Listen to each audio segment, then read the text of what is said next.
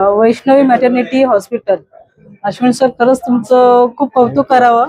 इतकं कमीच आहे, कारण की खूप जुनं हॉस्पिटल आहे आणि ज्या लेडीज आहे प्रसूतीसाठी येतात त्यांचं तुमच्यावर खूप विश्वास आहे. मुळात म्हणजे तुमच्यावर विश्वास आहे आणि जाधव साहेब नेहमी सहकार्य करतात हॉस्पिटलसाठीही आणि एक जर कोणी पेशंट आले त्यांच्यासाठीही करतात. आणि अश्विन सरांची गोष्ट सांगायला गेली ना तर त्यांचं डिसिप्लिन खूप असतं की बाबा डिसिप्लिन म्हणून डिसिप्लिन आहे म्हणूनच इथपर्यंत हॉस्पिटल आहे. आणि हे क्लिनिंग तुम्ही बघाल खूप स्वच्छता आहे. फक्त सर मी तुमच्याकडे अपेक्षा ठेवते एक महापौर म्हणून की ज्याही प्रसूतीसाठी महिला येतात, कोणी गोरगरीबही येतात, तर त्यांच्याकडे तुम्ही जरा पर्सनल लक्ष द्याल आणि कुठेही त्यांच्यावरती काही असेल तर त्यांना थोडंसं रिझनेबल द्या.